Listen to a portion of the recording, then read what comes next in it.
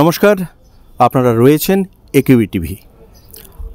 আমরা আজ রয়েছি ৪২তম আগরতলা বইমেলা কেন্দ্রে। হাপানিয়াস্থ যেখানে মেলা প্রাঙ্গণ, আন্তর্জাতিক মেলা প্রাঙ্গণ, সেখানে আমরা রয়েছি। প্রত্যেক বছরের মতোই এই মেলা প্রাঙ্গণে দেশ বিদেশ থেকে নানা প্রকাশকরা এসছেন বিখ্যাত, খ্যাতনামা এবং জনপ্রিয় ব্যক্তিত্বগণ। আমরা আজকে এই মুহূর্তে রয়েছি বাংলাদেশ প্যাভিলিয়নে। আমরা এখানে যার সাথে রয়েছি, বাংলাদেশের যে জাতীয় গ্রন্থকেন্দ্র মাননীয় পরিচালক জনাব মিনার মনসুর সাহেব আমাদের সঙ্গে রয়েছেন। ২১শে পদকপ্রাপ্ত বিশিষ্ট কবি এবং প্রাবন্ধিক। স্যার, আপনাকে একিউই টিভিতে আপনাকে স্বাগত জানাচ্ছি। অনেক ধন্যবাদ আপনাকে। এইটা খুব আনন্দের জায়গা, আগরতলা বইমেলা। গতবারও আমি এসেছিলাম। এখানে আসলে একটা শান্তি আমি লক্ষ্য করি, যে শান্তিটা আমাদের বাঙালির জীবনের অংশ ছিল একদা। স্যার, আপনারা বরাবরই স্বীকার করেন এবং আমরাও এটা বিশ্বাস করি যে মুক্তিযুদ্ধের তীর্থভূমি আগরতলা। তো আপনি সেই অনুভবে কি বলতে চাইবেন? একেবারে এই শৈশব থেকে আমরা যখন এই বিদ্যালয়ে পড়ি ৬০-এর দশকে, তখনই থেকেই আগরতলা নামটির সঙ্গে আমরা পরিচিত। আমাদের বাংলাদেশ রাষ্ট্রের যিনি প্রতিষ্ঠাতা এবং হাজার বছরের ইতিহাসে যিনি এটি অসাধ্য সাধন করেছেন, বঙ্গবন্ধু শেখ মুজিবুর রহমান, তার বিরুদ্ধে একটি মামলা করেছিল পাকিস্তানের শাসক গোষ্ঠী, এবং সেটি আগরতলা ষড়যন্ত্র মামলা। লক্ষ্য ছিল বঙ্গবন্ধুকেও ক্ষুদিরামের মতো, প্রীতিলতার মতো, সূর্য সেনের মতো তার কণ্ঠকেও স্তব্ধ করে দিতে চেয়েছিল ওরা, বাঙালি যেন মাথা তুলে দাঁড়াতে না পারে। তো সেই মামলার জাল ছিন্ন করেই বাংলাদেশের যাত্রা শুরু হয়েছিল। এজন্য আগরতলা নামটি কিন্তু আমাদের কাছে শৈশব থেকেই পরিচিত। আর যখন আমাদের মহান মুক্তিযুদ্ধ হয়, সেই সময় আগরতলার যত মানুষ, জনসংখ্যা যত ছিল, তার চাইতে বেশি সংখ্যক মানুষকে তারা আশ্রয় দিয়েছিল, এবং সেইটিও আমরা আমাদের স্কুল জীবনেই আমরা অবগত হয়েছি। এবং ওই কৃতজ্ঞতা, ওই আবেগ আমাদেরকে এখন আপ্লুত করে। স্যার, আপনার একটি খুব জনপ্রিয় বই বলবো না, এটি খ্যাতনামা বই একটু, যে শেখ মুজিব একটি লাল গোলাপ।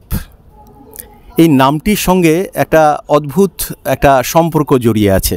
ত্রিপুরা বলুন, বাংলাদেশ বলুন, এই বিষয়ে যদি একটু কিছু বলেন। এটি হলো ৭১-এ আমাদের মহান মুক্তিযুদ্ধ যখন শুরু হয়, তখন আমি ৬ষ্ঠ শ্রেণীতে পড়ি। আমার বড় ভাইরা, আমাদের পাড়ার যে যারা যুবক ছিল, তরুণ ছিল, তারা মুক্তিযুদ্ধের প্রস্তুতি নিচ্ছে, মুক্তিযুদ্ধে অংশ নিচ্ছে, এবং কেউ অস্ত্র হাতে যুদ্ধ করছে, আর কেউ যারা যুদ্ধ করছে তাদেরকে সহায়তা করছে। কিন্তু আমি এত ছোট ছিলাম, আমার হৃদয় মন যুদ্ধের সঙ্গে জড়িয়েছিল, কিন্তু আমি সেই যুদ্ধে অংশ নিতে পারিনি বয়সের কারণে। তো আমার একটা কষ্ট ছিল। মাত্র ৩.৫ বছরের মধ্যে একটি নিষ্ঠুর একটি হত্যাযজ্ঞ হলো বাংলাদেশে। এই বাংলাদেশের যিনি প্রতিষ্ঠাতা, এই বাংলাদেশের যিনি পিতা, তাকে হত্যা করা হলো, তার ১০ বছরের শিশুকে হত্যা করা হলো, এবং তার পরিবারের ১৮ জন সদস্যকে হত্যা করা হলো। তার মানে কত, ৩.৫ বছর পরও মুক্তিযোদ্ধারা তখনও যুবক, তখনও তারা কিন্তু টকবক করছে। আমি ভেবেছিলাম, আর আমি তখন স্কুল জীবন শেষ করে কলেজে যাওয়ার জন্যে প্রস্তুতি নিচ্ছি, আমি ভেবেছিলাম আবার মুক্তিযোদ্ধারা হাতে অস্ত্র তুলে নেবে, এবং যারা বঙ্গবন্ধুকে হত্যা করেছে এবং এই দেশি বিদেশি চক্রান্তে যারা হত্যা করেছিল, খুব পরিষ্কারভাবে এর পিছনে পাকিস্তানিদের হাত ছিল, এর পিছনে আমাদের স্বাধীনতার বিরোধিতা যারা করেছিল তাদের হাত ছিল। আমি ভেবেছিলাম মুক্তিযোদ্ধারা আবার হাতে অস্ত্র তুলে নেবে, এবং এইবার আমি যেহেতু তরুণ, কলেজে পড়তে যাচ্ছি, আমিও অস্ত্র হাতে নেব, আর একটি যুদ্ধে আমি অবতীর্ণ হব। কিন্তু আমাদের দুর্ভাগ্য, জাতির দুর্ভাগ্য, সেদিন আমাদের যুদ্ধের ডাক আসেনি, আর একটি যুদ্ধ শুরু হয়নি। তখন আমরা ৭৫-এর পরে কলমকে অস্ত্র বানিয়েছিলাম, আমার প্রজন্ম, আমরা কলমকে অস্ত্র বানিয়েছিলাম, এবং কলম হাতে আমরা একটি যুদ্ধে অবতীর্ণ হয়েছিলাম খুনিদের বিরুদ্ধে। আপনি জানেন যে এই খুনিরা বঙ্গবন্ধুকে সপরিবারে হত্যা করার পরেও তাদের কিন্তু কোনো অনুতাপ হয়নি, এবং তারা ১৯ বছর বাংলাদেশের ক্ষমতা দখল করে রেখেছিল, এবং তারা বুক চাপড়ে তারা বলতো যে আমরা হত্যা করেছি, আমরা খুনি। এবং তাদের পাশে দাঁড়িয়েছিল আজকে পৃথিবীতে যারা মানবাধিকার নিয়ে অনেক বড় বড় কথা বলেন, এমনকি তারা দাঁড়িয়েছিল। জাতিসংঘ বলে যে একটি প্রতিষ্ঠান আছে, তারাও সেদিন কোনো উচ্চবাচ্য করেনি। তখন এই ক্ষোভ নিয়ে কিন্তু আমার প্রজন্ম আমরা বড় হয়েছি। এবং আমি ৭৮ সালে এপিটাপ নামে একটি পত্রিকা বের করি, আমি এবং আমার আরেকজন সহপাঠী। ওটা লিটল ম্যাগাজিন ছিল এপিটাপ। এটাতে আমরা বঙ্গবন্ধুর ছবি দিয়ে বের করি। প্রথম ৭৮ সাল, এটা হলো বঙ্গবন্ধু হত্যার 3 বছর পরে। তখনও খুনিরা বঙ্গভবন দখল করে আছে এবং যাকে তাকে তারা ধরে নিয়ে যাচ্ছে, হত্যা করছে এরকম। তার পরের বছর আমরা শেখ মুজিব একটি লাল গোলাপ বের করি। এটি ছিল বঙ্গবন্ধুকে নিয়ে প্রথম স্মারক গ্রন্থ, বই আকারে বের হওয়া বাংলাদেশ থেকে প্রথম বই বঙ্গবন্ধু হত্যার প্রতিবাদে। আমাদের বয়স তখন ৭৫-এর পরে, এবং আমার বয়স তখন 19 বছর। তারপরের বছর আমরা বাংলাদেশের বুদ্ধিজীবী লেখক যারা চুপ করেছিলেন, অনেকেই চুপ করেছিলেন, সকল মানুষের প্রায় 30 জনের সাক্ষাৎকার নিয়ে, স্বাক্ষরযুক্ত, যাতে তারা অস্বীকার করতে না পারে, এরকম একটা সাক্ষাৎকার নিয়ে আমরা আবার যুদ্ধে যাব নামে একটি বুলেটিন বের করি 1980 সালে। তারপর 83 সালে আবার প্রথম কবিতার বই বের হয়, এই অবরুদ্ধ মানচিত্রে, এবং সেই বইটি বঙ্গবন্ধুকে উৎসর্গ করা ছিল। সেই বইটি তখন যে সামরিক জান্তা ছিল, ওরাই খুনিদেরই উত্তরসূরিরা, তারা এই বইটি নিষিদ্ধ করে এবং আমি বারবার মৃত্যুর মুখে পতিত হই। এবং সেই যুদ্ধে আমরা কিন্তু জীবন বাজি রেখেই সেই যুদ্ধটা আমরা শেষ পর্যন্ত লড়ে গিয়েছি এবং এখনও লড়ে যাচ্ছি, এবং সারা পৃথিবীতে একটি বাঙালিদের রাষ্ট্র গঠন করেছে। হ্যাঁ, এবং এইরকম ঘটনা 1000 বছরের ইতিহাসে কিন্তু আমরা আর দেখি না, যে বাঙালি বারবার কিন্তু নেতৃত্ব দিয়েছে ভারতকে। আমরা যদি 100-200 বছরের ইতিহাস দেখি, আমরা দেখব যে সারা ভারতকে যারা আলোকিত করছেন, সেই নেতাজি সুভাষচন্দ্র বসু, দেশবন্ধু চিত্তরঞ্জন, রবীন্দ্রনাথ ঠাকুর, ঈশ্বরচন্দ্র বিদ্যাসাগর, স্বামী বিবেকানন্দ, তারপর রাজা রামমোহন রায়, তারা কিন্তু সত্যেন্দ্র বসু, যিনি আইনস্টাইনের সাথে গবেষণা করেছিলেন, বঙ্কিমচন্দ্র চট্টোপাধ্যায়, আমরা দেখব যে বাঙালিরা গোটা ভারতকে শুধু নয়, গোটা পৃথিবীকে আলোকিত করেছেন। এই বাঙালিরা, আমাদের ধীরেন্দ্রনাথ দত্ত, এই অঞ্চলের এই মানুষ, ব্রাহ্মণবাড়িয়ার। তারপরে শচীন দেব বর্মন, ওস্তাদ আলাউদ্দিন খাঁ। এখনও পৃথিবী কিন্তু শচীন দেব বর্মনের নাম শুনলে, আলাউদ্দিন খান নাম শুনলে ওরা মাথা নত করে। পৃথিবীর যেই প্রান্তেই আমি গিয়েছি, আমি দেখেছি এটা। তাহলে এই বাঙালিরা কিন্তু শত শত বছর ধরে ভারতকে নেতৃত্ব দিয়েছে, পথ দেখিয়েছে। কিন্তু আমাদের যে প্রশ্নটি আপনি করছিলেন, আমি একটু দয়া করে আবার যদি আপনি প্রশ্নটা একটা বলেন। স্যার, আমরা কোশ্চেনটা আমি এই জায়গাটা তো করেছি, আমাদের যে মূল প্রশ্নটা ছিল যে আমরা যে একটি বাংলা ভাষাভাষী না, শুধু বাঙালিদের একটি রাষ্ট্র সারা পৃথিবীকে উপহার দিতে পেরেছে। সেটাই বলছিলাম যে এই যে বাঙালিরা নেতৃত্ব দিল যুগ যুগ ধরে, কিন্তু আপনি লক্ষ্য করবেন যে বাংলা বারবার আক্রান্ত হয়েছে। বাংলা শুধু এই 1948 সালে বা 52 সালে আক্রান্ত হয়নি। 300 বছর আগে সন্দ্বীপের কবি আব্দুল হাকিম, উনি লিখেছিলেন, যে সবে বঙ্গেতে জন্মি হিংসে বঙ্গবাণী, সেসব কাহার জন্ম নির্ণয় না জানে। তার মানে 7শ শতাব্দীতেও আব্দুল হাকিম সন্দ্বীপের লোক, সেখানেও বাংলা আক্রান্ত হয়েছে। এবং চর্যাপদেও যদি আমরা ফিরে যাই, ভুসুকু বলে একজন কবিকে আমরা পাই ওখানে, সেখানেও আমরা দেখি বাংলা আক্রান্ত হচ্ছে। মানে বাংলা কিন্তু বারবার কিন্তু আক্রান্ত হয়েছে, বাধাপ্রাপ্ত হয়েছে, কিন্তু বাঙালি লড়াই করেছে, জীবন দিয়েছে। আপনি দেখেন 1930 সালে আমরা যেটাকে অগ্নিযুগ বলি, সেই সময় সর্বভারতীয় যুব বিদ্রোহের যারা নেতৃত্ব দিয়েছিলেন, মাস্টারদা সূর্য সেন, তিনি চট্টগ্রামের লোক, তিনি স্কুল শিক্ষক ছিলেন, এই জন্যই মাস্টারদা বলে। এবং তার ডেপুটি যিনি ছিলেন প্রীতিলতা ওয়াদ্দেদার, তিনিও একটি স্কুলের শিক্ষক ছিলেন। এবং তারা কিন্তু ব্রিটিশের সাম্রাজ্যকে কাঁপিয়ে দিয়েছিল 1930 সালে, বাঙালি কিন্তু। এবং কুমিল্লার 2 মেয়ে শান্তি সেন এবং সুনীতি সেন, তারা ডিস্ট্রিক্ট ম্যাজিস্ট্রেটকে হত্যা করেছিল। অর্থাৎ বাঙালি কিন্তু অহিংস আন্দোলনও করেছিল, সহিংস আন্দোলনও করেছিল, কিন্তু বাঙালির যে জাতি রাষ্ট্র তৈরির যে স্বপ্ন, সেটি কিন্তু কখনো সফল হয়নি। 1000 বছরের ইতিহাসে বঙ্গবন্ধু শেখ মুজিবুর রহমান, সুভাষচন্দ্র বসু, উনি কংগ্রেসের সভাপতি নির্বাচিত হয়েছিলেন, কিন্তু আপনারা জানেন যে সুভাষচন্দ্র বসুও একটা তুমুল বিরোধিতার মুখে উনি কংগ্রেস থেকে পদত্যাগ করতে বাধ্য হন এবং এক পর্যায়ে তিনি অস্ত্র হাতে নিজস্ব সেনাদল গঠন করে তিনি করেছিলেন। তার মানে কি, বঙ্গবন্ধুই হচ্ছে একমাত্র ব্যক্তি আমরা হাজার বছরের ইতিহাসে পাই যিনি একটি অহিংস পন্থায়, তার পন্থাটি কিন্তু মহাত্মা গান্ধীর পন্থা ছিল যে আমি আক্রমণ করব না, হ্যাঁ আমি ত্যাগ স্বীকার করব। বঙ্গবন্ধুর জীবনটা মাত্র 55 বছরের, কিন্তু আপনি দেখবেন এই 55 বছরের মধ্যে 1/3 সময় উনি জেলের মধ্যে কাটিয়েছেন। উনি কিন্তু আইন অমান্য করেন নাই, তাকে বারবার ওরা ফাঁসি কাস্টে চড়ানোর চেষ্টা করেছে, মেরে ফেলার চেষ্টা করেছে, ওরা পারে নাই। অহিংস পন্থায় গিয়েছেন। যখন তার উপরে আক্রান্ত হলেন তিনি, বাংলাদেশ আক্রান্ত হলো, যে সময় আগরতলায় আমাদের শরণার্থীরা আসলো, তিনি স্বাধীনতা ঘোষণা করলেন 26শে মার্চ রাতে, আক্রান্ত হওয়ার পরে কিন্তু। এবং তিনি অস্থায়ী সরকার গঠন এইখানে হয়েছিল, পরে তো আমরা কাননে হলো। তারপরে আমি বলি যে এই ঘটনাটি তিনি করলেন, একটি বাংলাদেশ নামে একটি রাষ্ট্র করলেন, এবং এই রাষ্ট্রের জন্মের মুহূর্তে এই রাষ্ট্রটিকে হত্যা করার জন্য বড় বড় যারা পরাশক্তি, বিশ্বের যারা মোড়ল, তারা চেষ্টা করেছিল এটিকে জন্মলগ্নেই হত্যা করার জন্য। লন্ডনে বসে ষড়যন্ত্র হয়েছে, আমেরিকায় বসে ষড়যন্ত্র হয়েছে, আরও অনেক দেশে হয়েছে, পাকিস্তানে হয়েছে, কিন্তু সব ষড়যন্ত্র এবং তাকে হত্যা করা হয়েছে সপরিবারে। এমন হত্যাকাণ্ডের নজিরও পৃথিবীতে খুব বেশি নেই। সমস্ত ষড়যন্ত্রকে নস্যাৎ করে আজকে বাংলাদেশ কিন্তু পৃথিবীর মধ্যে 30তম অর্থনীতির দেশ হয়ে গেছে, পৃথিবীতে 30তম অর্থনীতির দেশ হয়ে গেছে। এবং প্রবৃদ্ধির দিক থেকে এবং সামাজিক উন্নয়নের সকল সূচকে, অমর্ত্য সেন বলেছেন, প্রতিবেশী দেশগুলোকেও বাংলাদেশ অনেকগুলো সূচকে ছাড়িয়ে গেছে। বাংলাদেশ কিন্তু এখন সারা পৃথিবীর বাঙালির গর্বের জায়গা হয়ে দাঁড়িয়েছে।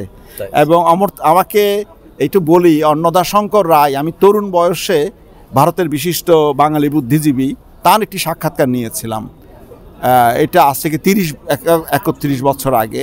আমি তাকে জিজ্ঞেস করেছিলাম, দাদা দুই বাংলা কি এক হবে?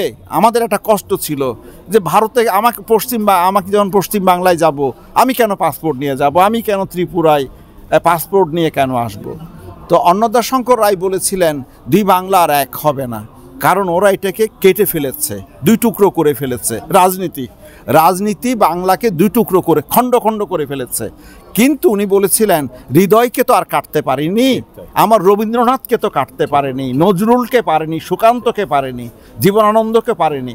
অতএব বাঙালি পৃথিবীর যেই প্রান্তেই থাকুক, তার হৃদয় কিন্তু একটাই। এবং যদি উনি বলেছিলেন, এই কথাটি খুবই গুরুত্বপূর্ণ আমার কাছে মনে হয়েছে, আমি তখন বুঝিনি। উনি বলছে, দেখো একটা সময় আসবে পৃথিবীর বাঙালির যদি বাংলাকে দেখতে হয়, বাংলা শুনতে হয়, বাংলা সাহিত্যকে দেখতে হয়, তাহলে তাদের ঢাকায় যেতে হবে। ঢাকাই হবে ভবিষ্যতের বাঙালির রাজধানী, হবে ঢাকা। আমি জিজ্ঞেস করেছিলাম, কেন আপনি এটা বলছেন? বলছে, তোমরা রক্ত দিয়েছ, ত্যাগ স্বীকার না করে পৃথিবীতে কোনো জাতি কেউ কিছু অর্জন করতে পারেনি। তোমরা 30-এ রক্ত দিয়েছ, সূর্য সেন প্রীতিলতার কথা বলছে, তোমরা 30-এ রক্ত দিয়েছ, তোমরা 52-তে রক্ত দিয়েছ, তোমরা 71-এ রক্ত দিয়েছ, এই অধিকার তোমাদের কেউ দেয়নি, তোমরা অর্জন করে নিয়েছ। অতএব বাংলাদেশেই সারা পৃথিবীতে যে বাঙালি জনগোষ্ঠী ছড়িয়ে আছে, কোটি প্রায় 33 কোটির মতো, ওদের নেতৃত্বের পতাকা বাংলাদেশের হাতে থাকবে। এটা উনি বলেছিলেন 3 দশক আগে। এখন আমি পৃথিবীর বহু দেশেই গিয়েছি, যেখানে আপনি যাবেন সেখানেই আপনি বাঙালিকে পাবেন। বাংলাদেশের নামে অনেক জায়গায় সড়ক মাইল ফলকগুলো লেখা হয়েছে। তারপরে অনেক জায়গায় আপনি দেখবেন ওরা আমাদের এই অনুষ্ঠানগুলো, যে এই মঞ্চে যে অনুষ্ঠান হচ্ছে, সেই একই ধরনের অনুষ্ঠান আপনি ইউরোপের অনেক দেশে পাবেন। আমি জার্মানিতে একটা অনুষ্ঠানে অংশ নিয়ে এসেছি গত অক্টোবরে। আমি ফ্রান্সে গিয়ে দেখেছি, সেখানেও ওরা বাংলা ভাষার জন্য যে গান আমরা গাই, ত্রিপুরায় আপনারা যে গান করেন ওরা করে। আমরা যেমন এই আমার সোনার বাংলা আমি তোমায় ভালোবাসি, কিংবা ও মা তোর বদন খানি মলিন হলে আমি নয়ন জলে ভাসি বলে আমরা কাঁদি। আমি দেখি পৃথিবীর যেই প্রান্তেই বাঙালিরা আছে, সব প্রান্তেই বাঙালিরা কাঁদে। তার বাংলাকে যারা দমিয়ে রাখতে চেয়েছিল, দাবিয়ে রাখতে চেয়েছিল, তারা কিন্তু এখন বাংলাকে সারা পৃথিবীতে ছড়ে গেছে। অর্থাৎ বাধা পাওয়ার পর, এটা তো নদীর মতো, নদী এখন সমুদ্রে পরিণত হয়েছে। হ্যাঁ স্যার, আমরা যেহেতু বইমেলাতে রয়েছি, তা আমরা একটু বই এবং বইমেলাতে একটু আলোচনা করছি আপনার সঙ্গে। স্যার, আমাদের এই প্রথমেই জানতে চাইবো যে আগরতলা বইমেলায় কি আপনি এই প্রথম এসেছেন? আমি গত বছরও এসেছিলাম এবং এই বইমেলা আমি ঘুরে দেখেছি, তো আমার ভালো লেগেছিল। পরিচ্ছন্ন বইমেলা। আপনাদের এখানে যেহেতু জনসংখ্যা কম, বই বিশেষ করে এখানে বাংলা বইয়ের সংখ্যাই বেশি, তো সেই জন্য আমার প্রথম মেলার অতটা, কলকাতায় আমরা যেরকম ক্রেতাদের ভিড় দেখি কিংবা ঢাকায় যেরকম আমরা দর্শকের ঢল দেখি, এখানে সেইটি নেই। কিন্তু আমার মনে হয়েছে আগরতলার অবস্থানটি এমন জায়গায়, আর যোগাযোগ ব্যবস্থার ক্ষেত্রে যে বিপ্লব ঘটে যাচ্ছে, রেল চালু হচ্ছে, তারপরে বড় রাস্তা হচ্ছে, তাতে করে ভবিষ্যতে এই বইমেলাটিও আন্তর্জাতিক অঙ্গনে বাংলা ভাষার বইয়ের জন্য একটি গুরুত্বপূর্ণ কেন্দ্র হয়ে উঠবে বলে আমার গত বছরেই মনে হয়েছিল। এবার কিছুটা প্রাকৃতিক দুর্যোগের কারণে একটু ভিড় কম হতে পারে, কিন্তু এটা একটা উইকডেজও। এখানকে ম্যাক্সিমামই তো স্যার সরকারি দপ্তরে চাকুরিজীবী রয়েছেন, তো শনি রবিবার বেশি ভিড়টা হয়। তো এই যে স্যার বইমেলাকে কেন্দ্র করে আমি একটা জিনিস জানতে চাইছি আপনার কাছে, এই যে বইকে আমরা আজীবন ধরে জেনে এসেছি যে বই আমাদের জীবনের একটি আলো, যে আলোর পথ দেখায়, যে পথপ্রদর্শক হয়ে জীবনকে সার্থক করে তোলে।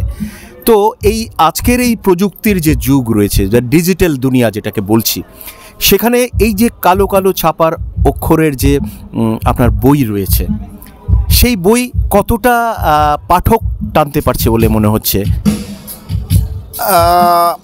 একটা বিষয় কিন্তু খুব পরিষ্কার, বইয়ের কাছেই ফিরতে হবে পৃথিবীকে, মানব সভ্যতাকে আপনি বই ছাড়া আর কোথাও খুঁজে পাবেন না। কণ্ঠস্বর যদি আপনি শুনতে চান, আপনি যদি রবীন্দ্রনাথের কণ্ঠস্বর শুনতে চান, আপনি যদি জা পল সার্ত্রের কণ্ঠস্বর শুনতে চান, আপনি যদি পাবলো নেরুদাকে শুনতে চান বা নাজিম হিকমতকে শুনতে চান, তাহলে বা আপনি ডস্তয়েভস্কি বা টলস্টয়কে যদি শুনতে চান, তাহলে আপনাকে বইয়ের কাছেই ফিরতে হবে। প্রযুক্তি যত উন্নতিই করুক, প্রযুক্তি যদি মঙ্গল গ্রহেও ছাড়িয়ে আরও কোথাও চলে যায়, বইয়ের যে জগৎ, সেটাই হচ্ছে মানব সভ্যতার যা কিছু অর্জন, মানব সভ্যতার যা কিছু শ্রেষ্ঠ সম্পদ, সমস্ত সম্পদ কিন্তু বইয়ের ওই কালো কালো অক্ষরের মধ্যেই সমাহিত হয়ে আছে। এখন হলো বই, কারণ আমরা বই একসময় পাঠাগারে গিয়ে পড়তাম। প্রশ্নটা হলো, পাঠাগারে যাওয়ার মতো সময় এখন আমাদের আছে কি না, আমাদের প্রবীণদের আছে কি না, আমাদের মায়েদের আছে কি না, আমাদের সন্তানদের আছে কি না। আমি বলবো আমাদের পরিবর্তিত বিশ্ব ব্যবস্থা, গতিশীলতা, তারপরে আমাদের শিক্ষা ব্যবস্থার চাপ, প্রতিযোগিতার চাপ, এইসব কারণে এখন পাঠাগারে গিয়ে বই পড়া একটু, আমরা যেটা আমাদের আগের প্রজন্ম যেটা করেছে, আমরাও করেছি, সম্ভব না। তাহলে এখন কি করতে হবে? এখন বইকে পাঠাগারকে পাঠকের কাছে যেতে হবে। বাংলাদেশে কিন্তু আমরা এই পরীক্ষা নিরীক্ষাটা চালাচ্ছি। এবং আপনি যদি ইউরোপে যান, ইউরোপ তো আমাদের চাইতে ধরুন অনেক অগ্রসর জীবনযাপনের ক্ষেত্রে, প্রযুক্তির ক্ষেত্রে। বা আমেরিকায় যদি আপনি যান, বিশেষ করে আমি ইউরোপটা বলবো, সেখানে আপনি দেখবেন ট্রেনে যে যাত্রী, আমি জার্মানি থেকে ফ্রান্সে গিয়েছি গত অক্টোবরে, প্যারিসে 3 ঘন্টা 3.5 ঘন্টা যাত্রাপথে যাত্রীদের দেখেছি আমি, কেউ কারোর সঙ্গে কথা বলে না, সবার হাতে একটা বই অথবা একটা পত্রিকা, ওরা পড়ছে। তার মানে প্রযুক্তিকে আত্মস্থ করার পরেও ওরা আবার বইয়ের কাছে কিন্তু ফিরে এসেছে। তাহলে বইটা এখন আমার সন্তান। একটা হলো পাঠাগার, এতদিন আমরা পাঠাগারে গিয়েছি, এখন হয়তো আমাদেরকে কৌশল পরিবর্তন করে বইকে পাঠকের কাছে নিয়ে যেতে হবে। যেমন ধরুন খাবারের জন্য আমরা আগে বলতাম, ভাই ভালো হোটেল কোনটা, কোন হোটেলে ভালো মাটন পাওয়া যায়, আমরা সেখানে যেতাম। এখন আপনি কি করেন, মোবাইলে ভালো মাটনের অর্ডার দিয়ে দেন, মাটনটা আপনার ঘরে বাড়ি চলে আসে, তাই না? তাহলে বইয়েরও এরকম একটা বিপণন ব্যবস্থা আমাদের গড়ে তুলতে হবে, যাতে বইটা আমাদের চলে আসে। ধরুন আপনি বাসে করে লম্বা জার্নিতে যাচ্ছেন, সেখানে আপনার বইয়ের একটা ব্যবস্থা ওখানে রাখতে হবে, যাতে আপনি ওই সময়টা বইটা, আপনি তো দৌড়াচ্ছেন, আপনি বই নিয়ে আসার কথা মনে থাকে না। আমি এমনও হয়েছে যে আমি বাইরে গিয়েছি, পরে দেখে আমার ব্যাগে বই নাই।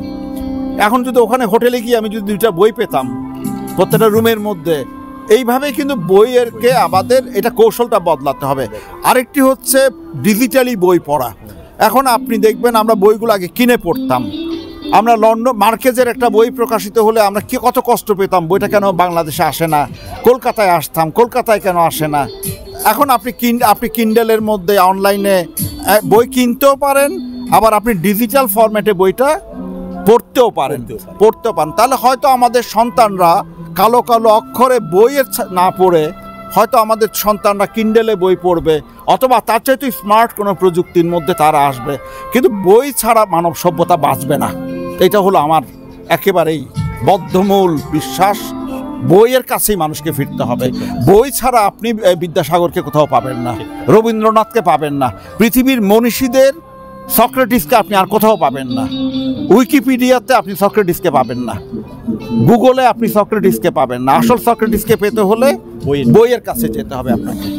স্যার, একটা সময় মানে এই বই প্রকাশে অনেক রকমের অপ্রতুলতা ছিল। আজকের যেই বর্তমান সময়ে আমরা দাঁড়িয়ে আছি, সেখানে দেখা গেছে যে বই প্রকাশ করা ততটা কঠিন কিছু নয়। আমি ইচ্ছে করলেই আমার বই বার করতে পারি। সেখানে স্যার এই যে এত এত বইমেলাকে কেন্দ্র করে শুধু নয় স্যার, না, সারা বছরই বই প্রকাশ হয়ে থাকে বিভিন্ন অনুষ্ঠানে, বিভিন্ন পদক্ষেপে। তো আমরা পাঠকের আগ্রহে থাকা বই কতটা আমরা প্রকাশ করতে পারছি বলে মনে হয়? একটা বিষয় কিন্তু আপনিও জানেন, আমরা সবাই জানি এবং মানি, স্বীকার করি, এটি হলো গুণ এবং মান এক জিনিস, গুণ মান এবং পরিমাণ এক জিনিস নয়। এখন বই প্রকাশিত বাংলা একাডেমিতে আমরা গত বছর শুনেছি 4,500 বই প্রকাশিত হয়েছে, এবং 4,500 বই প্রকাশিত হয়েছে, তার মধ্যে 3,500-এরও বেশি বই হলো কবিতার বই। কিন্তু সেখানে মননশীল বই, সৃজনশীল বই, গবেষণার বই একেবারেই কম, একেবারেই কম। এক মাসের বই মেলা কিন্তু 500 প্রকাশক অংশ নেয়, এইবার 600 প্রকাশক অংশ নিচ্ছে। এখন মানুষ মোবাইল ফোনে বসে কবিতা রচনা করে, এবং সেই কবিতা ঘষা মাজার আগে আপনি জানেন যে রবীন্দ্রনাথ তার কবিতাকে কত কাটাবেচারা করতেন, বা জীবনানন্দ দাশ কতবার তার একটি কবিতাকে পুনর্লিখন করেছেন। কিন্তু এখন হচ্ছে কি, আমি যাই লিখছি সেটাই আমি অনলাইনে দিয়ে দিচ্ছি, 1 নাম্বার। 2 হলো সেইটাই আমার প্রযুক্তির কারণে। এক সময় আমরা টাইপে কাজ করছি, সিসার টাইপ দিয়ে আমি করেছি, এবং সেখানে আমরা প্রত্যেকটা শব্দ বদলানোর জন্য আমাদেরকে ওই সিসার টাইপগুলো তুলে আবার লাগাতে হতো। এখন আমরা কম্পিউটারে খুব সহজেই পেন ড্রাইভ দিয়ে হোক বা কম্পোজ করে হোক দিয়ে দিচ্ছি। সম্পাদনা হচ্ছে না, ঘষা মাজা হচ্ছে না, চর্চা হচ্ছে না। এখন চর্চা জিনিসটা কি, সাধনা জিনিসটা কি, এইটা ওস্তাদ আলাউদ্দিন খাঁ, আপনারা এই অঞ্চলের মানুষ, শচীন দেব বর্মনের অঞ্চলের মানুষ, এই 2 জন মানুষই আমাদেরকে শিখিয়ে গেছেন, গোটা ভারতকে, গোটা পৃথিবীকে সাধনা কাহাকে বলে। ওস্তাদ আলাউদ্দিন খাঁ এই সঙ্গীত চর্চার জন্য কি না করেছেন, তার জীবনে কি না করেছেন তিনি, আজকে তার নামে আমরা মাথা নত করি। শচীন দেব বর্মন কি না করেছেন, আজকে তার নামে গোটা ভারত, আপনি দেখবেন বলিউডে তার নাম উচ্চারিত হওয়ার আগে 3 বার প্রণাম করে, হ্যাঁ, নামও বলে না ওরা, এরকম হয়। তাহলে ওরা কিন্তু একটা সাধনার মধ্য দিয়ে গেছেন। রবীন্দ্রনাথের জীবনটা আপনি দেখেন, সাধনার মধ্য দিয়ে। এখন যদি কেউ মনে করে যে আমি মোবাইল ফোনের মধ্যে কবিতা লিখলাম, বাসে যেতে যেতে, হাঁটতে হাঁটতে, তারপর আমি এটা বই আকারে বের করে দিলাম কম্পিউটার প্রযুক্তি দিয়ে 20-25 হাজার টাকা খরচ করে, এখন তো রুটির মতো। আপনি যেমন রেস্টুরেন্টে গিয়ে 25টা রুটির অর্ডার দেন, খান, এখন বই কিন্তু ইচ্ছা করলে এইভাবে বের করা যায়, 15টা 10টা, হ্যাঁ, এইভাবে এইরকম প্রযুক্তি এসে গেছে। আপনি বই বের করে দিয়ে দিলেন এবং 1 বছরে 15টা বই প্রকাশ করলেন। এটা কিন্তু মান নির্দেশক নয়। বইয়ের লেখক যারা হবেন তাদেরকে মননশীলতার কোনো বিকল্প নেই, সাধনার কোনো বিকল্প নেই। এখন বই পরিমাণগত, বইয়ের সংখ্যাগত দিক থেকে বেড়েছে প্রকাশের, কিন্তু বইয়ের মানের দিকটা, সেটা আপনি আমাদের সমগ্র বাংলা, পৃথিবীর বাংলা ভাষায় যত বই প্রকাশিত হয় আমি দেখেছি এই বইগুলোতে সম্পাদনার সমস্যা আছে, বেশিরভাগ বইতে বানানের সমস্যা আছে, ভাষাগত সমস্যা আছে, তথ্যগত সমস্যা আছে, কপি পেস্ট করার সমস্যা আছে। তো আমাদেরকে এই মানের দিকে যেতে হবে। সাধনার কোনো, এই সঙ্গীতের ক্ষেত্রে যেমন নেই, বইয়ের ক্ষেত্রে বই আরো কঠিন কাজ, আরো কঠিন কাজ। হ্যাঁ স্যার, আমরা আজকের এই আলাপচারিতার অনুষ্ঠানের একদম শেষ পর্বে রয়েছি। আপনি আগরতলা বইমেলা এবং আমাদের ত্রিপুরাবাসীকে কি বলতে চাইবেন, কি বার্তা দিতে চাইবেন? আমার খুব ভালো লাগে, আমি এই নানা কারণে আমাকে প্রচুর বাইরে যেতে হয়। এই অক্টোবর মাস থেকে এই পর্যন্ত আমি এই জার্মানি গিয়েছি, ফ্রান্স গিয়েছি, কলকাতা বইমেলায় গিয়েছি, ফ্রাঙ্কফুর্ট বইমেলা আপনি জানেন পৃথিবীর বৃহত্তম বইমেলা। তো এইসব এখানে আগরতলায় এসছে, আমার 6টা ডিভিশনে আমরা বইমেলা করে এসেছি ঢাকায়। ডিভিশন নির্মাণ বইমেলাগুলো এই আগরতলা বইমেলার প্রায় সমান আমাদের বইগুলো। তো এখানে আগরতলায় আসলে আমি এটা প্রশান্তি পাই, যে প্রশান্তিটা আজ থেকে 30, 40, 50 বছর আগে আমাদের শৈশবে আমরা চট্টগ্রাম শহরে পেতাম, এমনকি ঢাকায়ও পেতাম। বাঙালি কিন্তু খুব কবিতা প্রিয়, সঙ্গীত প্রিয়, অতিথিপরায়ণ, বিনয়ী একটা জাতি, হ্যাঁ, নরম মানুষ। এই নরম মনের মানুষের ছবিটা আমি এই আগরতলায় এলে পাই। আমার খুব ভালো লাগে, এখানে একটা বিনয় আছে এবং সব কিছুর ভিতরে একটা পরিশীলিত ভাব আছে, একটা সঙ্গীতের ব্যাপার আছে, শিল্পের একটা ছোঁয়া আছে এখানে। আর এইটা তো আছেই, আগরতলার পরিবেশটাও আমার কাছে মনে হয় আমাদের বাঙালি চিত্তের জন্য। আমরা যে রকম শান্ত পরিবেশ পছন্দ করি, আমরা তো খুব দৌড়ঝাঁপ পছন্দ করি না, হ্যাঁ, একটু কম দৌড়াতে চাই, হ্যাঁ, অনেক বেশি আমরা বই, সঙ্গীত, এগুলোর আড্ডা, এগুলো পছন্দ করি। এই ভাবটা আগরতলায় আছে। আর আগরতলার সঙ্গে আমি যেটা শুরুতেই বলেছিলাম, আবেগের একটা সম্পর্ক আছে। এই আগরতলার সাথে বঙ্গবন্ধুর নাম জড়িত, এই আগরতলার সঙ্গে আমাদের মুক্তিযুদ্ধ জড়িত। মুক্তিযুদ্ধে আগরতলার মানুষ খুব ধনী নয়, ভারতের যে রাজ্যগুলো আছে তার মধ্যে আগরতলাকে খুব ধনী রাজ্য বলা যাবে না, এবং 71 তো একেবারেই না।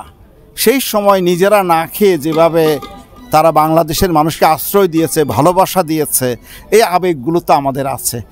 আমি পৃথিবীর যেখানেই যাই, আমি আগরতলায় এলে, এটা খুশি করার জন্য বলছি না, এখানে এলে আমি খুব প্রশান্তি পাই, আমার খুব ভালো লাগে। আমার মনে হয় আমার শৈশবের বাংলাদেশকে, বাংলাদেশের মানুষকে এবং তাদের বিনয়কে আমি খুঁজে পাই এখানে।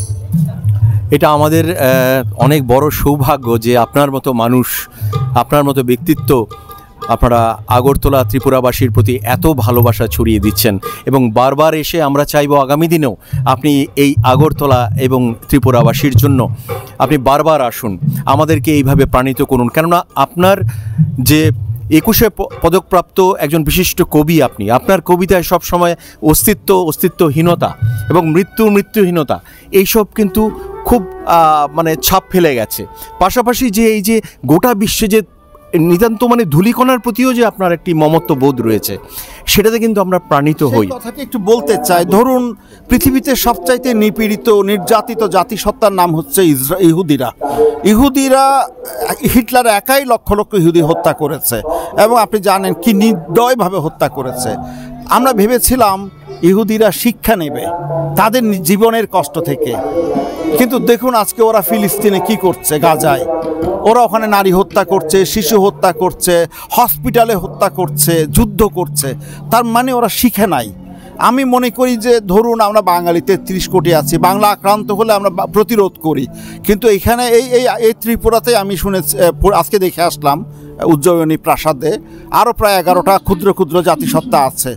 একটি জাতিসত্তার যদি 5 জন সদস্য থাকে, তাকেও রক্ষা করা আমার দায়িত্ব, কারণ ওই জাতিসত্তা আছে বলেই এই পৃথিবীটা সুন্দর।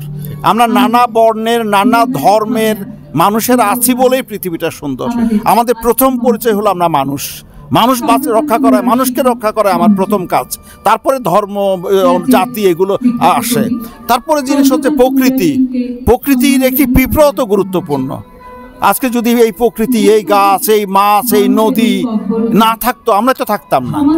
পৃথিবীতে সৌরমণ্ডলের একটি গ্রহে আমরা থাকি, পৃথিবীতে কোটি কোটি সৌরজগৎ আছে। আমাদের তো ভাগ্য যে এই পরিবেশ, এই প্রকৃতি আমাদেরকে ধারণ করেছে, আশ্রয় দিচ্ছে, ও তো আমাদের মা, তাই না? তাহলে আমাদের এই প্রকৃতির প্রতিটি প্রাণকে আমাদের বাঁচাতে হবে, প্রতিটি ধূলিকণাকে আমাদের বাঁচাতে হবে। যদি আমরা সেটা পারি মানুষ হিসাবে, তখনই আমরা মানুষ হতে পারবো। আমাদের কবি তো বলেছেন যে সবার উপরে মানুষ সত্য, তাহার উপরে নাই। তো আমাদের প্রথম কর্তব্য হলো মানবকে রক্ষা করা, মানবকে ভালোবাসা। ধন্যবাদ। আপনার ভাবনা এবং আপনার যে লক্ষ্য উদ্দেশ্য প্রতিটি লেখায় ফুটে উঠছে, তাতে আমরা প্রাণিত হই স্যার। আপনি যে মূল্যবান সময় একেবি টিভিকে দিয়েছেন, তার জন্য আপনার প্রতি কৃতজ্ঞতা প্রকাশ করছি। আগরতলা এসে একেবি টিভিকে সময় দেওয়ার জন্য আপনাকে অসংখ্য ধন্যবাদ। আপনাদেরকে অনেক ধন্যবাদ আগরতলার, বিশেষ ত্রিপুরার মানুষকে। তারা আমাদের বাংলাদেশের অন্তর জুড়ে আছেন। আপনারা দেখছিলেন এতক্ষণ একেবি টিভির একটি বিশেষ অনুষ্ঠান ৪২তম আগরতলা বইমেলাকে কেন্দ্র করে। আমাদের সঙ্গে ছিল বাংলাদেশ জাতীয় গ্রন্থকেন্দ্রের মাননীয় পরিচালক তথা ২১ পদকপ্রাপ্ত বিশিষ্ট কবি জনাব মিনার মনসুর সাহেব। আমরা ওনার কথা শুনলাম। আমরা আগামী দিনে আরও এইরকম ধরনের বিশেষ আলাপচারিতার অনুষ্ঠানে বিশেষ ব্যক্তিত্বদের সাথে আপনাদের পরিচয় আমরা করাবো। এই যে সেতুবন্ধন একেবি টিভির সাথে আপনাদের, এই সেতুবন্ধনে আপনারাও যুক্ত থাকুন, আমরাও যুক্ত থাকি। সঙ্গে থাকবে নানা গুণীজনেরা। চোখ রাখবেন একেবি টিভির পর্দায়।